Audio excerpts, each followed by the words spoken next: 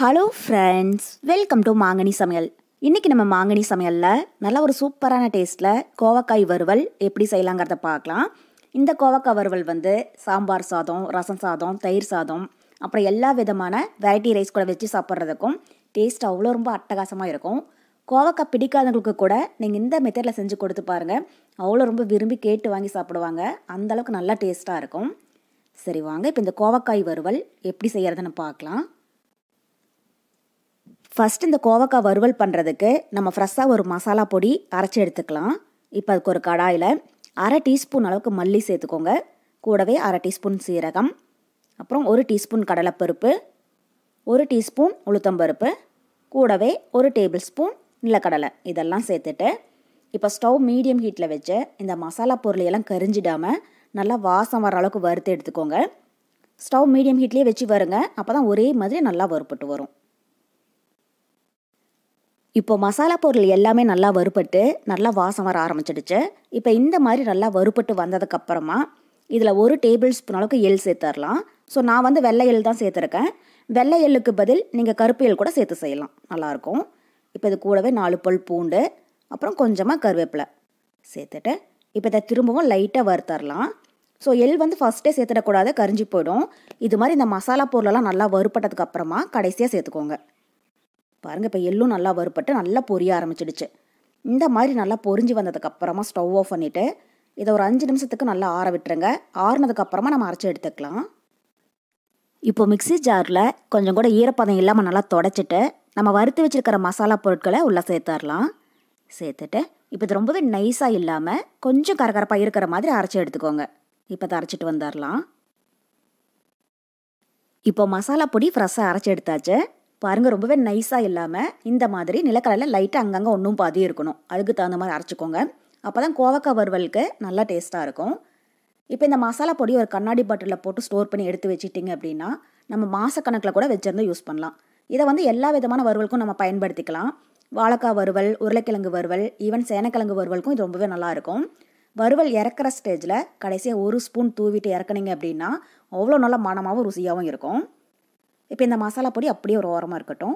அடுத்தது நம்ம கோவக்காய் வறுவல் ரெடி பண்ண ஆரம்பிச்சிடலாம். இப்போ அதுக்கு ஒரு கடாயில் 2 டேபிள் ஸ்பூன் அளவுக்கு எண்ணெய் விட்டு சூடுபடுத்திக்கோங்க. இப்போ எண்ணெய் நல்லா சூடானதும் இதில் 1/2 டீஸ்பூன் கடுகு உளுத்தம்பருப்பு சேர்த்துடலாம். கடுகு பொரிஞ்சதும் இதில் ஒரு 300 கிராம் அளவுக்கு கோவக்காயை நல்லா அலசிட்டு பாருங்கள், இந்த மாதிரி நீள்வாக்கில் கட் பண்ணி எடுத்து வச்சுருக்கேன். இப்போ இதை உள்ள சேர்த்துடலாம். சேர்த்துட்டு ஸ்டவ் மீடியம் ஹீட்டில் வச்சு இதை ஒரு 5 நிமிஷத்துக்கு நல்லா வதக்கிடுங்க. ஸோ கோவக்காயை ரொம்பவே பொடியாக கட் பண்ணிடாதீங்க. இந்த மாதிரி கொஞ்சம் பெருசாகவே கட் பண்ணி சேர்த்துக்கோங்க, ஏன்னா அது சீக்கிரமாகவே வெந்துடும். பொடியாக கட் பண்ணிங்க அப்படின்னா அது குழஞ்சி போன மாதிரி ஆகிடும். அதே மாதிரி இதில் தண்ணி எதுவும் சேர்க்காதீங்க. தண்ணி சேர்க்காமல் ஒரு 5 நிமிஷத்துக்கு நல்லா வதக்குனீங்க அப்படின்னா நல்லா சாஃப்டாக வெந்துடும்.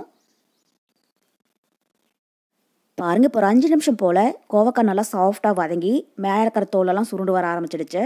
உங்களுக்கு பார்க்குற போதே தெரியும், முன்னேறதை விட இப்போ கலர் நல்லா சேஞ்ச் ஆகி வந்திருக்கு.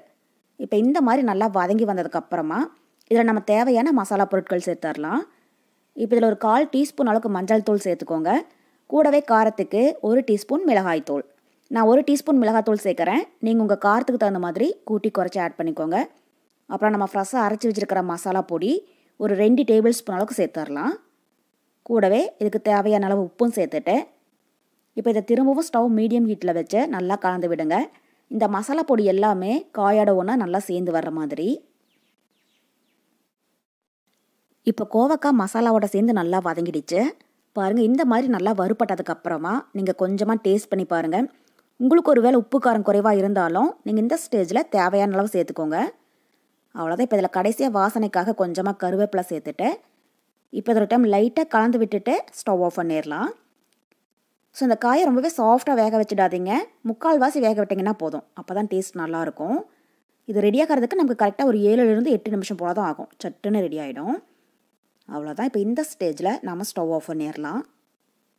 அவ்வளோதான். இப்போ நம்ம கோவக்காய் வறுவல் ரொம்ப ரொம்ப சூப்பராக தயாராகிடுச்சு. இதனால் சுட சுட சாம்பார் சாதம், ரசம் சாதம், அதுவும் தயிர் சாதத்துக்கூடையெல்லாம் வச்சு சாப்பிட்டு பாருங்கள். டேஸ்ட் அவ்வளோ ரொம்ப அட்டகாசமாக இருக்கும். ஸோ கண்டிப்பாக நீங்களும் இதே மெத்தடில் வீட்டில் செஞ்சு பார்த்துட்டு எப்படி இருக்குன்னு மறக்காமல் கமெண்ட் பாக்ஸில் சொல்லுங்கள். என்னோட இந்த ரெசிபி வீடியோ உங்களுக்கு பிடிச்சிருந்தா லைக் பண்ணுங்கள். உங்கள் ஃப்ரெண்ட்ஸ் அண்ட் ரிலேட்டிவ்ஸ் கூட நிறைய ஷேர் பண்ணுங்கள். மறக்காமல் மாங்கனி சமையலுக்கு சப்ஸ்கிரைப் பண்ணுங்கள். நன்றி.